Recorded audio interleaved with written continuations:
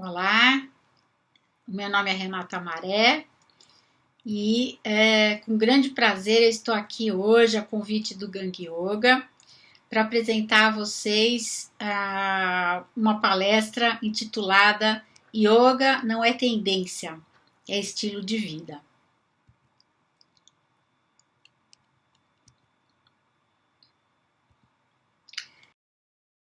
Bem, começando por uma apresentação pessoal, eu gostaria de fazê-la à luz mais do que eu sou, do que começando propriamente pela parte da formação acadêmica e das atividades profissionais. Então, eu sou praticante de yoga há mais de 10 anos, sempre tendo o privilégio de fazer yoga com a professora Sandra Iannarelli desde o início. Eu sou casada, mãe de 2 vira-latas lindos de morrer, amo a natureza e a nossa mãe terra. Eu sou uma pessoa super curiosa desde sempre e com isso eu adoro aprender, adoro estudar. Para vocês terem uma ideia, eu estou com 59 anos, estou com maior vontade de continuar meus estudos na USP. Pretendo fazer meu pós-doutorado, se Deus quiser, com início nesse ano, ou mais tardar ano que vem.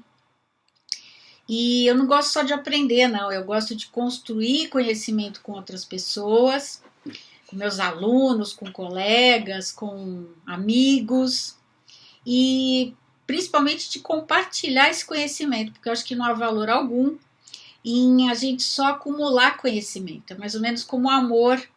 Eu gosto de fazer essa comparação entre conhecimento e amor, porque eu acho que ambos só têm sentido se a gente compartilhar. Falando um pouquinho da minha formação acadêmica, eu sou mestre em engenharia civil e doutora em engenharia de computação pela Escola Politécnica da USP. Tenho como atividade principal a docência e a orientação de trabalhos de conclusão de curso, nos temas cidades inteligentes, visão holística sempre e competências para as profissões do futuro. Eu atuo tanto na pós-graduação como na graduação, com destaque aí à Escola Politécnica da USP e ao Instituto Mauá de Tecnologia. Estudo o tema sustentabilidade, o tema cidades inteligentes há mais de 15 anos. E também tenho minha empresa na área de tecnologia da informação com meu marido desde 1996. Bom, o que eu vou abordar com vocês aqui hoje, em homenagem ao Dia Internacional do Yoga, são alguns aspectos em relação ao século XXI, nosso século.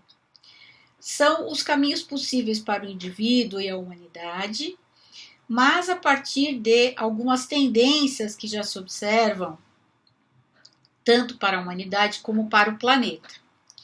E, dado isso, eu vou apresentar como contraponto o yoga, justamente como estilo de vida.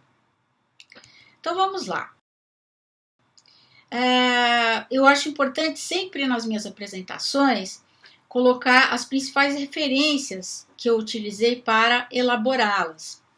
Nesse caso, claro que, sempre entra a minha experiência em docência e pesquisa, no caso aqui no campo das cidades e da sustentabilidade, mas eu também bebi em outras fontes, por exemplo, na Casa do Saber, que eu adoro, nos cursos do professor Renato Nogueira, Qual é o Sentido da Vida, e do professor Luiz Alberto Oliveira, 6 tendências que irão moldar as próximas décadas, e também alguns livros, A Visão Sistêmica da Vida, de Fritjof Capra e Pierluigi Luisi, e Designing Regenerative Cultures, de Daniel Christian Wall. Bom, vamos lá.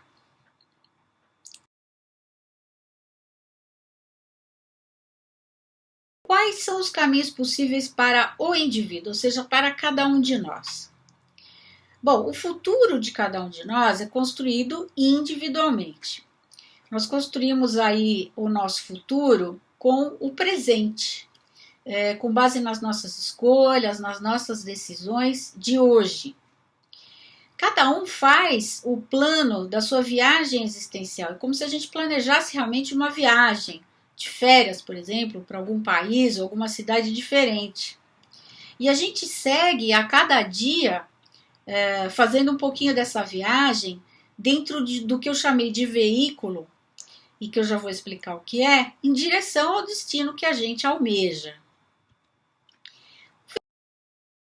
O veículo, ele é formado pelo nosso corpo, não só o corpo físico, né, mas também o corpo mental, o corpo espiritual, e pelo nosso contexto em que a gente está inserido. E a gente há de convir que ambos mudam constantemente. Olha aqui meus cabelinhos brancos assumidos durante a pandemia, os dias mudam, o clima muda, o nosso contexto de trabalho, de família, enfim, as mudanças não param.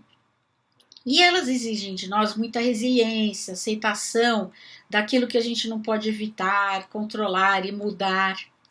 Elas exigem muita amorosidade, principalmente com a gente mesma, paciência, coragem e perseverança para a gente seguir a nossa viagem, apesar de tudo, das coisas boas e das coisas não tão boas.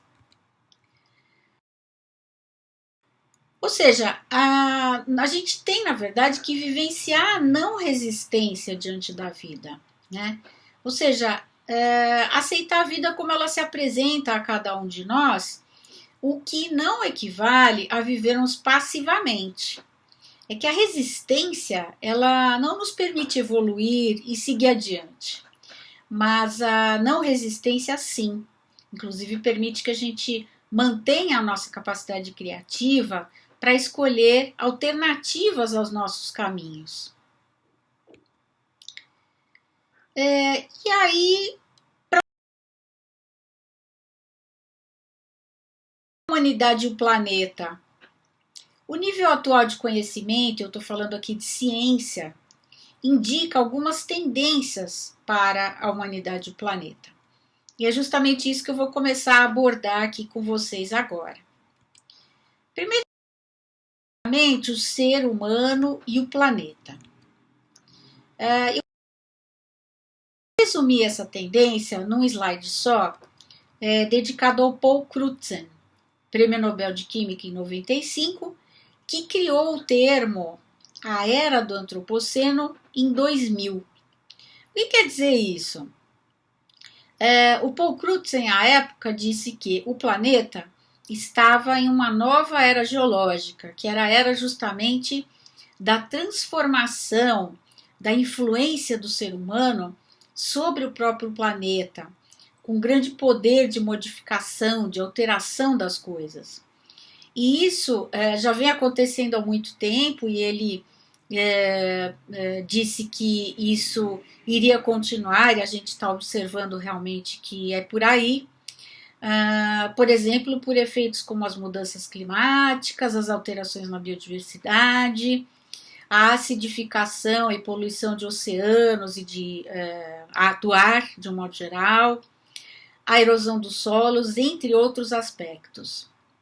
Então, nós realmente desenvolvemos um poder tremendo a ponto de mudar as condições do nosso planeta. A segunda tendência é o crescimento em relação ao crescimento populacional e à desigualdade.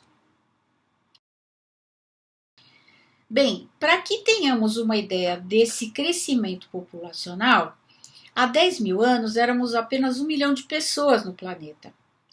Em 1800, ou seja, pouco mais de 200 anos, já éramos 1 bilhão. Há 50 anos, por volta da década de 1960, chegamos a 3,5 bilhões. E atualmente, nós superamos 7,5 bilhões.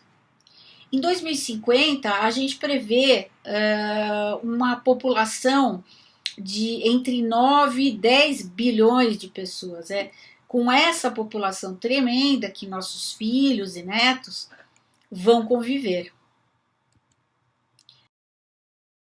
E a desigualdade social que já se observa hoje, aliás, já se observa há muito tempo, principalmente nos países em desenvolvimento como o nosso, ela só vai se exacerbar. Para vocês terem uma ideia do que acontece hoje, entre 6 e 10 pessoas mais ricas do planeta têm o mesmo volume de recursos materiais que os outros 3 bilhões de pessoas mais pobres. Então eu até ilustro essa afirmação, que não é minha, mas é da ciência, com essa foto aqui bem emblemática da região do Morumbi, bairro aqui da cidade de São Paulo, para quem não conhece, em que nós vemos essa desigualdade expressa pela parte mais pobre, que a gente vê aqui da favela Paraisópolis, e dessa parte mais rica, com um prédio com uma piscina por andar, quadras poliesportivas e assim por diante. Né? Ela é uma foto bem expressiva e bastante utilizada nas apresentações afora. Já se observa há um bom tempo uma pressão política forte para que mudanças profundas ocorram, porque a gente precisa de fato de políticas públicas, né? E então essa pressão política ela também deve se exacerbar, continuar à medida em que essas desigualdades aumentem. Agora, a gente não vai ficar esperando sentado que as mudanças venham de fora apenas. Cada um de nós tem uma responsabilidade sobre a situação do planeta, sobre a situação da sociedade. Então, nós podemos certamente fazer alguma coisa também. A gente vai resolver o problema? Não. Mas a gente pode e deve ajudar e fazendo tudo o que estiver ao nosso alcance. Então, eu até faço uma provocação aqui, utilizando uma imagem e uma situação que todos nós vivenciamos aí muito forte durante a pandemia, que foram essas ações sociais que em maior ou menor escala, acho que todos nós nos envolvemos, devido a gente estar muito sensível pela pandemia em relação a tudo que a gente observou, as dificuldades das pessoas, as pessoas passando fome, que aliás esse quadro ainda continua aqui no Brasil, e a gente passou a ser mais empático, pelo menos durante a pandemia. Então eu gostaria de perguntar a vocês, que cada um de nós fizesse essa reflexão. Quais foram as lições sociais realmente aprendidas por nós durante a pandemia? O que a gente está carregando com a gente ainda hoje? Será que a gente aprendeu a ser mais empático no dia a dia? Ou a gente vai precisar sempre de algum evento disruptivo, trágico, dramático, à semelhança da pandemia, para que a gente enxergue de fato o nosso semelhante? Então, eu deixo aqui essa pergunta para que cada um de nós pense um pouquinho na resposta, com muita sinceridade. A terceira tendência é relativa às megacidades. Então, nós temos o seguinte quadro.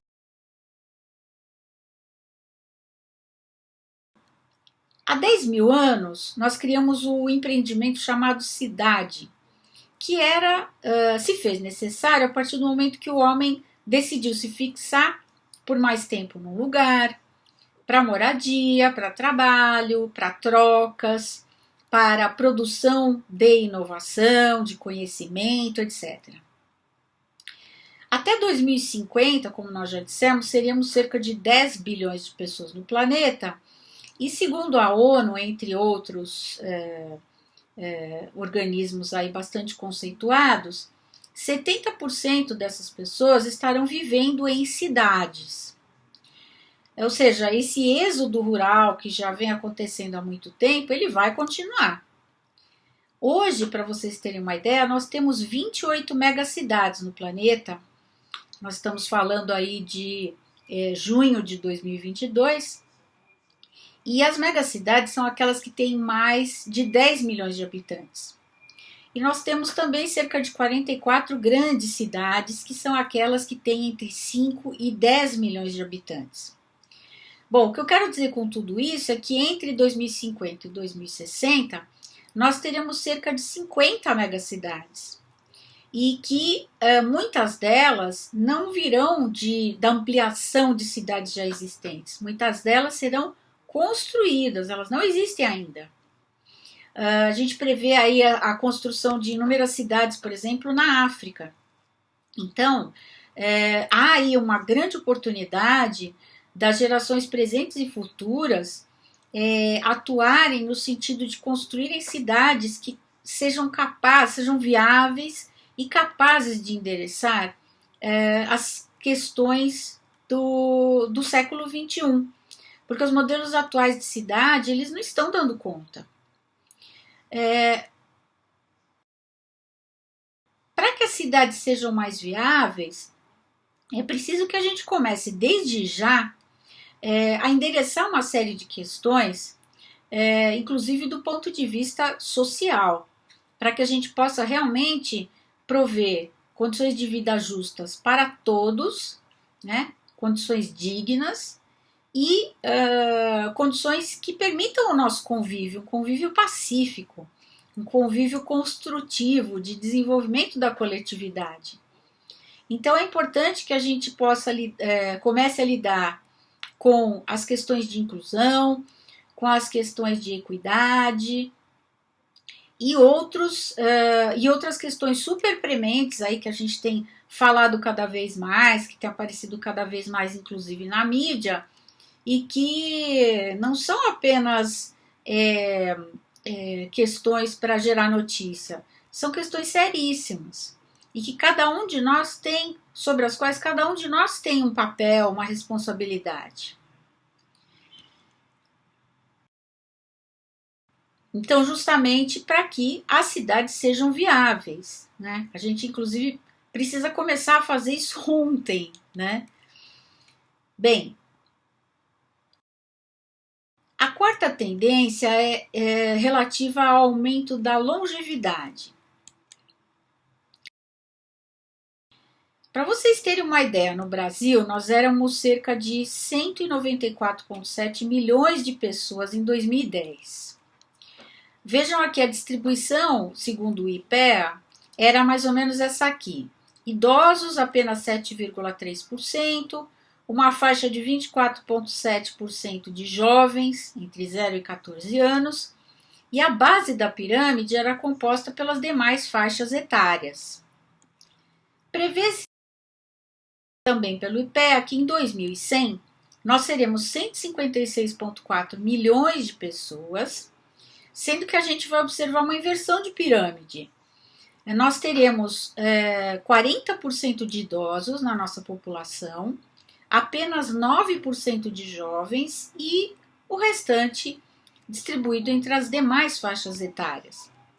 Vejam que aquela condição do Brasil ser um país super jovem e tal, vem mudando drasticamente há um bom tempo. Não só o Brasil, mas o mundo todo. A população mundial está envelhecendo, né? E a gente deve ter em 2050 uma configuração parecida a uma lamparina chinesa. Por isso que eu coloquei essa imagem para ilustrar esse meu slide. Porque, de fato, a gente deve ter, em 2050, uma quantidade de idosos muito próxima de jovens. É como se a gente tivesse realmente a base e o topo da lamparina iguais e essa parte mais bojuda representando as demais faixas etárias. Percebam a diferença, né, nas características da população mundial. Ela está envelhecendo graças a vários fatores, inclusive eu disse graças porque muitos deles bons, como os avanços da medicina, mas as cidades, o fato é que não estão preparadas já nos dias de hoje para atender às necessidades dos idosos. A gente observa isso facilmente todos os dias. Para dar um exemplo bem simples aqui, ou alguns exemplos, a gente tem aí os perigos que os idosos sofrem ao andar pelas ruas, por exemplo, atravessar uma rua, até mesmo a temporização semafórica é incorreta, é inadequada para os idosos que precisam atravessar mais devagar as ruas. Nós temos calçadas terríveis, esburacadas, cheias de desníveis, de degraus e de obstáculos, que também dificultam muito a mobilidade de outro tipo de população vulnerável, que são as pessoas com deficiências ou dificuldades de mobilidade. Mas fato é que a gente precisa rever os nossos modelos de cidades também à luz da questão do envelhecimento da população. E há também questões culturais. A nossa sociedade em particular, ela precisa avançar muito ainda nas formas de encarar os idosos e de tratá-los. A gente observa que no mercado de trabalho há um bom tempo, eu estou com 59, como eu disse, para 60 anos, eu já estou obsoleta para o mercado de trabalho de modo geral. É muito difícil encontrar alguém que queira me contratar nessa idade. Por outro lado, eu estou em plena forma, eu me sinto super bem, produtiva, trabalho pra caramba, estudo, dou conta de casa, marido, de mim mesma, dos meus estudos, do meu trabalho, do meu lazer, da minha saúde, enfim. O fato da gente estar envelhecendo e quem tem acesso a uma boa alimentação, a uma casa, a higiene, né, a saúde pública, está envelhecendo com mais qualidade também, né? Então, a gente precisa mudar, por exemplo, a questão quando a gente fala de melhor idade, ou quando a gente fala de terceira idade, ou até mesmo de ir a um geriatra, ainda há aqueles olhares de coitadinho, né? Já está no final da vida. E isso mudou muito. Então é preciso uma mudança cultural também. A quinta tendência diz respeito à expansão do conhecimento. E o que é isso? Eu me refiro à questão do aprendizado ao longo da vida, ou lifelong learning. Essa é uma característica que vem sendo muito exigida no mercado de trabalho, porque é necessário que a gente se atualize o tempo inteiro, e para isso a gente precisa estar disposto a aprender, a estudar, a perguntar, ser curioso, estimular a curiosidade, né? O aprender deixou de ser uma atividade como era antigamente por um certo período da vida, aproximadamente um terço da vida dedicado ao aprender, e passou a ser, como eu digo aqui, uma necessidade. Mas para pessoas como eu que gostam de estudar, também uma oportunidade, um prazer para a vida toda. Isso, inclusive, me ajuda a envelhecer com mais qualidade. Eu mantenho minha mente ocupada, afiada, né?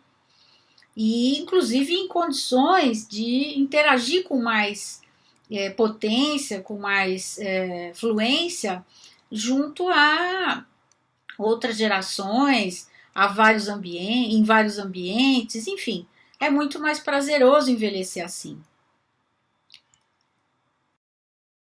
E, finalmente, nós temos aí a sexta tendência, que é o avanço das tecnologias. Nós temos que houve de alguns anos para cá a miniaturização de dispositivos, né? Esse é um bom exemplo do avanço das tecnologias. E eu coloquei para ilustrar esse exemplo, ou esse avanço, uma imagem aqui à direita de um móvel que se usava muito antigamente, eu peguei essa época, que continha o som da casa da família. Então tinha uma vitrola, um toca-discos, um rádio, a gente tinha o 3 em 1, né? Que era toca-discos, rádio, AM/FM e toca-fitas.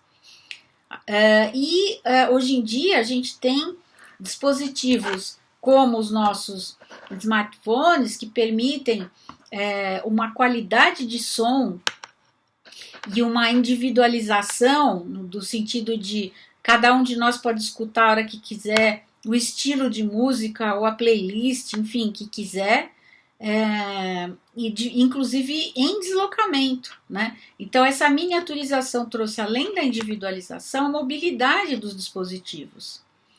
Agora, para tudo isso, para que a gente possa ter essa demanda atendida, obviamente houve uma intensificação da produção em massa pelas indústrias, de componentes eletrônicos, por exemplo, né, para dar conta das nossas demandas, não só de smartphones, mas de outros dispositivos, né? Por meio do avanço das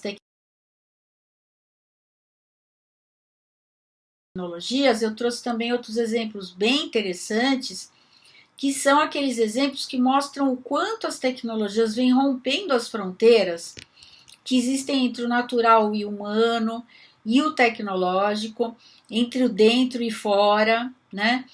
Então eu trouxe aqui um exemplo super bacana, que é esse exemplo à esquerda das próteses, que hoje permitem que as pessoas tenham voltem a ter realmente condições de vida muito interessantes. Por exemplo, aqui uma pessoa que havia perdido uma perna, com essa prótese, pode se deslocar provavelmente com muito mais facilidade do que antigamente, não quando tinha a própria perna, claro, mas do que em relação, comparando-se com os recursos que existiam anteriormente nesses casos, né? Tanto que existem atletas que usam essas próteses para competição em corridas, etc. E há também um outro exemplo aqui à direita, que é o exemplo nessa cápsula que o rapaz está segurando, que está ilustrando aí várias coisas que poderiam estar incorporadas a ela, como lentes, vídeos, dados de um modo geral, antena, enfim, microchips, né?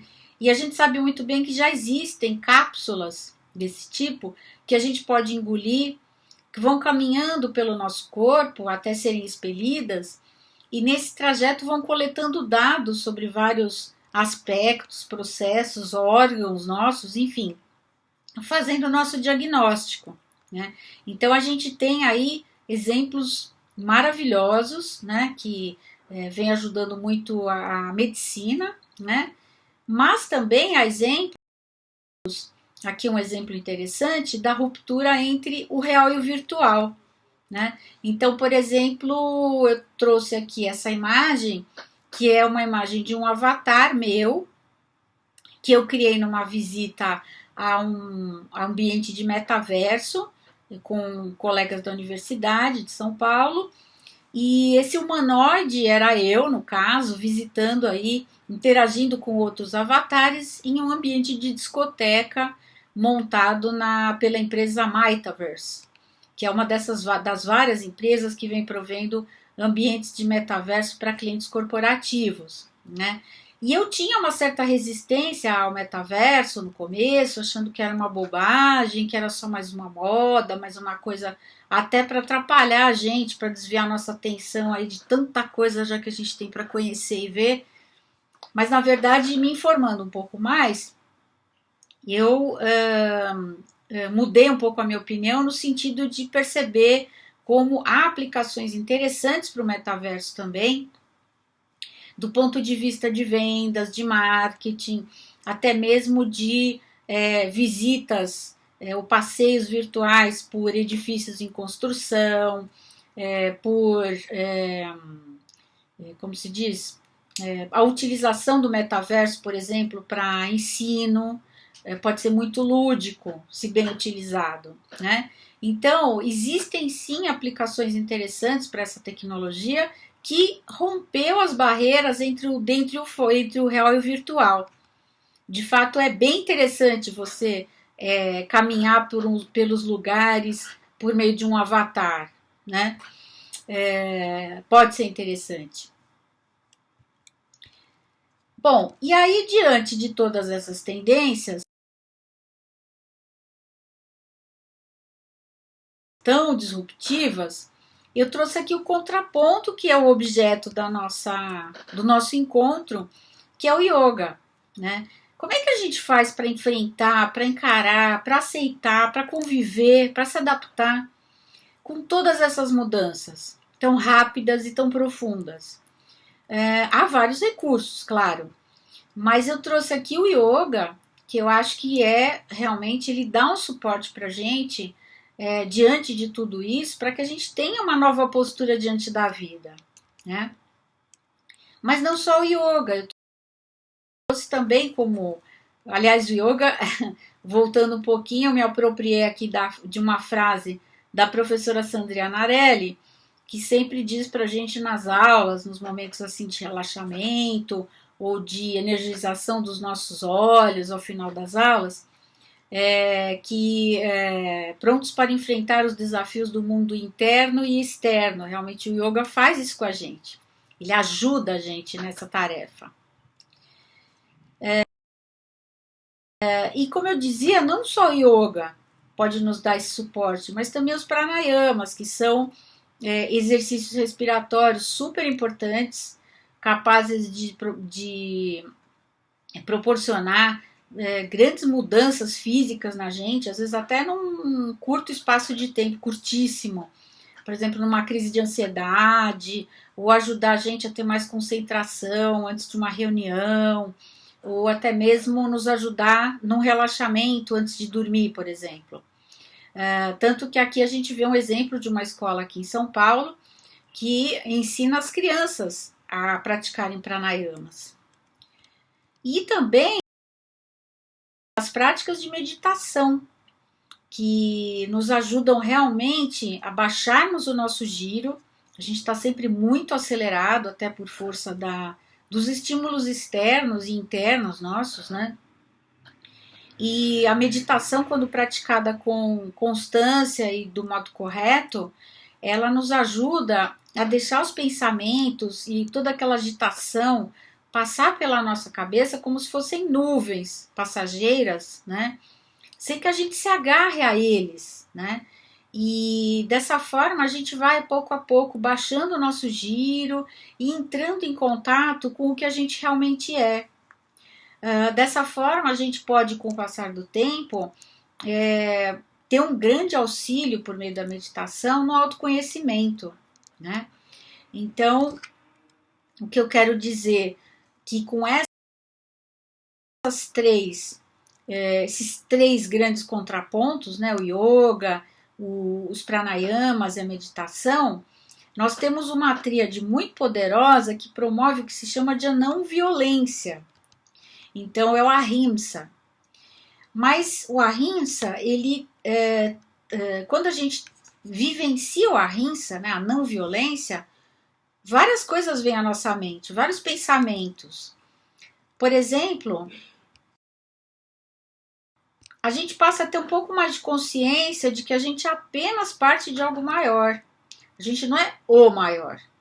Como muitas vezes o ser humano se sentiu e ainda se sente superior a tudo e a todos, sendo dono da natureza e podendo usurpar a natureza ao seu bel prazer. Por isso que a gente chegou nessa condição planetária que estamos hoje. E também a gente passa a ser mais consciente do nosso impacto, da nossa responsabilidade não só sobre o planeta, mas sobre a humanidade como um todo. Afinal, nós somos parte de tudo isso. Passamos também a entender melhor a necessidade de termos um estilo de vida sustentável. Percebemos mais a coletividade à qual pertencemos. E o quão importante é a gente pensar em termos coletivos e não individuais o tempo todo. Nós passamos a ter com mais frequência, a nutrir sentimentos como respeito, empatia, amorosidade, solidariedade, compaixão, humildade, aceitação daquilo que é natural da vida e que, portanto, deve ser vivenciado sem resistência ou com a não resistência, como eu disse lá atrás. Paciência, coragem, resiliência, enfim, alguns daqueles sentimentos que eu falei lá atrás também, que são super necessários diante das nossas mudanças, das mudanças do nosso veículo, nosso corpo, nosso contexto, né? E a gente passa também a perceber como é importante exercitar a cidadania plena. Falando do ponto de vista aí de cidades e cidadãos, a gente realmente, cada um de nós tem um papel dentro das cidades, né? Diante dos nossos, das pessoas que também habitam as nossas cidades e diante da própria infraestrutura da cidade, dos processos, do funcionamento de tudo. Bem, então o que eu quero dizer é que os princípios do yoga, eles se nós deixarmos, né, eles se incorporam e se propagam pela nossa vida e pelo nosso cotidiano, nos auxiliando realmente.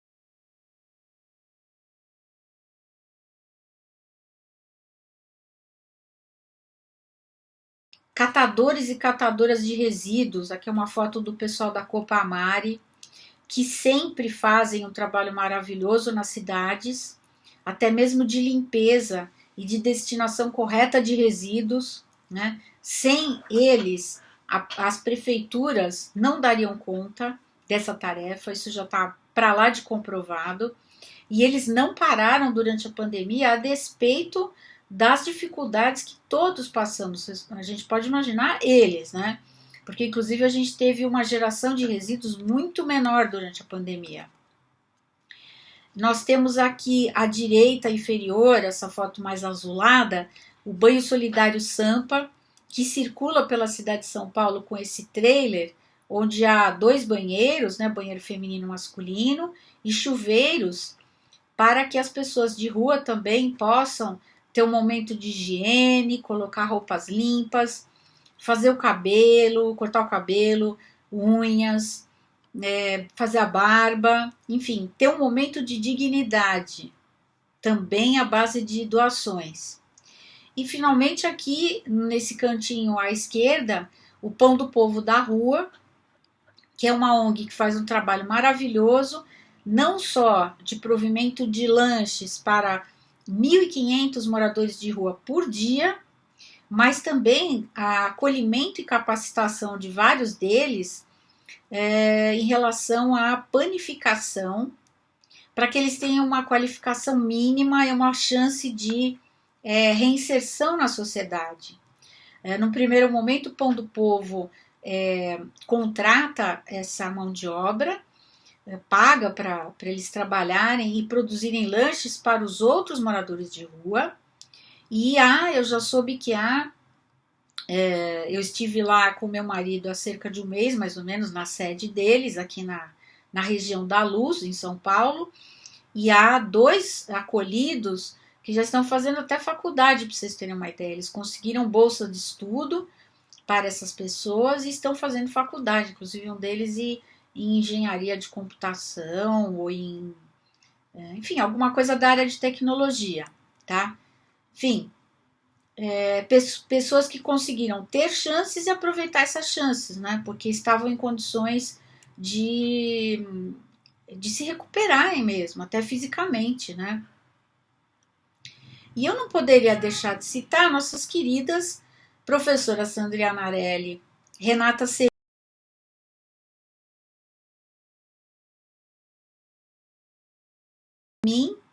que com a ajuda inclusive de algumas colegas que são demonstradores nas aulas de yoga, nos ajudaram tremendamente durante a pandemia, principalmente naqueles momentos mais difíceis, dando aulas de yoga, de respiração, ou melhor, pranayamas e de meditação gratuitas, não pararam um minuto, dando suporte para a gente aguentar o tranco online gratuitamente. Então elas tiveram extrema generosidade e compartilharam conosco a sua competência, o seu carinho, para que a gente tivesse força também para aguentar o tranco todos juntos, né? Sorte de quem acompanhou. Felizmente eu estava lá, estou lá, né? Obrigada, queridas. Bom, então eu finalizo a minha apresentação com dois convites. Eu gostaria, no primeiro deles, de convidar todos para praticar yoga no cotidiano, fortalecendo a nossa estrutura física, mental e espiritual. Assim a gente vai fazer uma belíssima corrente de pessoas buscando esse novo olhar diante da vida, um olhar mais pacífico, um olhar mais equilibrado, mais amoroso, mais empático, né? E agora, ao final dessa apresentação, eu gostaria também que nós todos participássemos de uma roda de conversa, compartilhando aí pensamentos, ideias e até mesmo dúvidas que tenham surgido ao longo da minha apresentação, porque é assim que a gente cresce, é assim que a gente aprende e é assim que é gostoso estarmos juntos. Bem, agradeço a todas e todos pelo carinho, pela presença, por me ouvirem. Obrigada. Om Yoga.